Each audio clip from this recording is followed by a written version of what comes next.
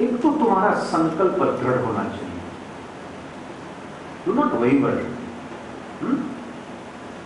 मैं डेंटिस्ट बन जाऊं या अकाउंटेंट बन जाऊं, नहीं नहीं नहीं नहीं, मेरे को तो डांसर बनना है, नहीं अपने को ये नहीं इंजीनियर ही बनना है। तुम्हारा संकल्प दृढ़ होना चाहिए। यादृशी भावना, तो भावना भगवान ने ये भी नहीं कही कि तुम फॉल्टर हो जाओ इसमें। एक लक्ष्य, और वो लक्ष्य तुम्हें हिलना नहीं चाहिए।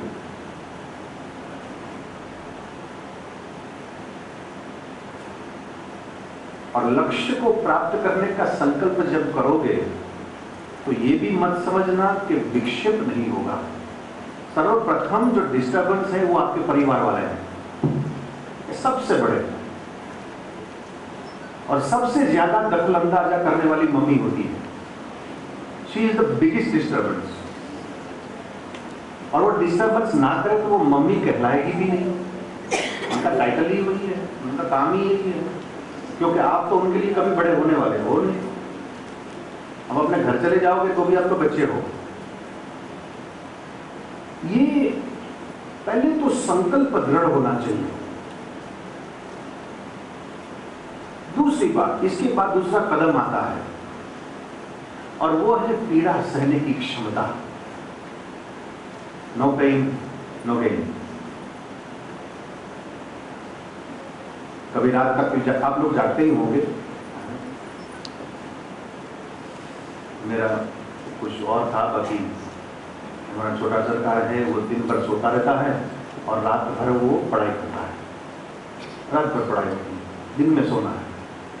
क्यों? एक बार पूछा मैंने, ऐसे बोले रात को सारी दुनिया सो रही, कोई डिस्टर्बेंस नहीं है, और दिन में जो है मैं सो जाता हूँ, दुनिया को कोई डिस्टर्ब करे तो भी मुझे पता ही नहीं कोई डिस्टर्ब कर रहा है। तो मन लगता है।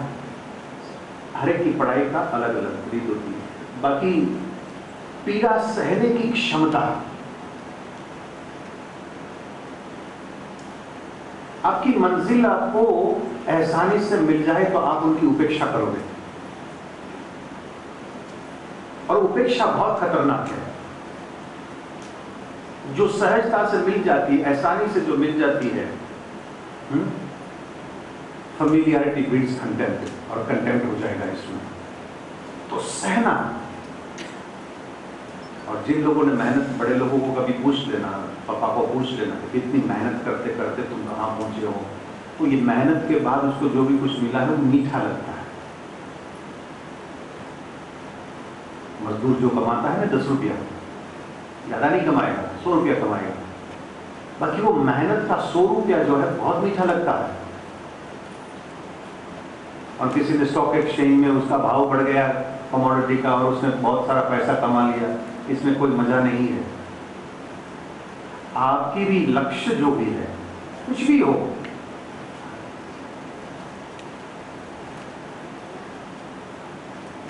एक चिंतक ने बड़ी सुंदर बात बताई थी कि हमारी तकलीफ ये नहीं है कि हम जो चाहते हैं वो प्राप्त नहीं कर पाते।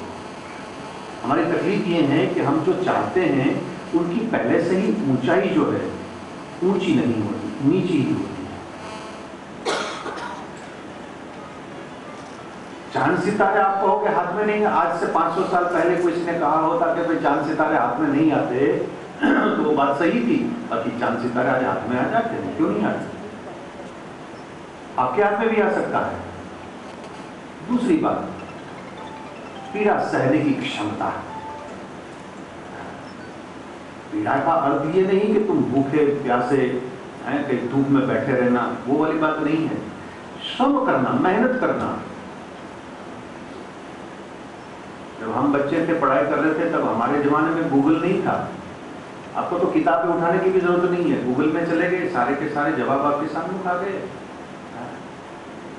किताब लेने की जरूरत ही नहीं, आईपैड लेकर घूमते रहो, सारी दुनिया इजी में आ गई आपकी। तो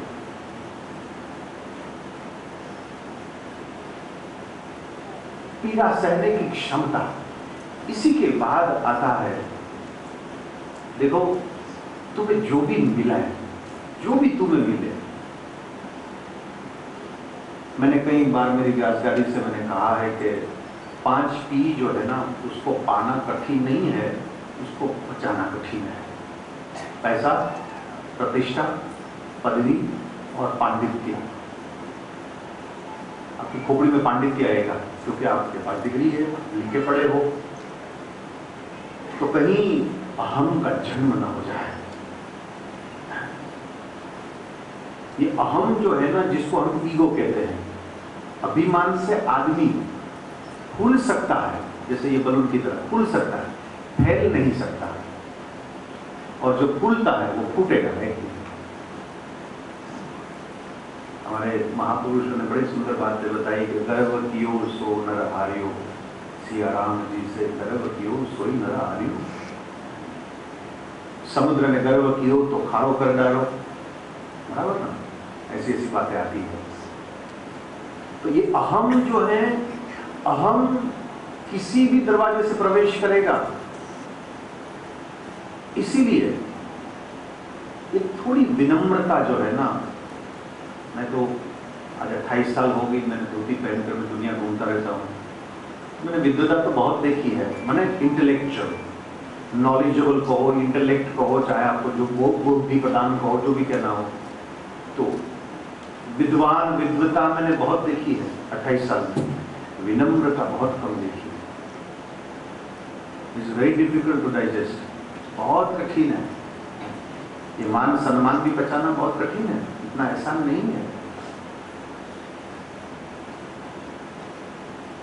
जो जिसकी वजह से मेरे दोनों पैर जमीन पर है और आसमान में उड़ नहीं रहा है, इसका एक कारण यह है कि जब मैं सोने के लिए जाता हूं ना, तो सोने से पहले मैं बिस्तर के ऊपर कभी नहीं बैठूंगा। पहले नीचे बैठकर 5 मिनट के लिए जिस किसी को मैं मानता हूं उसको मैं धन्यवाद बोल रहा हूं, उसको थैंक यू। जब से मेरे को समझ आई है तब से लेकर आज तक कभी नहीं भूला मैं, और भूली नहीं सकती, एक आदत हो गई है, एक हैबिचुअल है अभी। और इसी की वजह से दोनों पैर जमीन पर है। तो आसमान में उड़ते हुए बहुत लोगों को देखे हमने। ये आप भूलो मत। हम जानते हैं कि आप कहोगे कि भाई ये तो बैलगाड़ियों के जमानों की बात है, भाई आज तो आईटी सब हम लिखे पढ़े बहुत आगे बढ़ गए, तो ऐसी ऐसी। You do not have to be religious.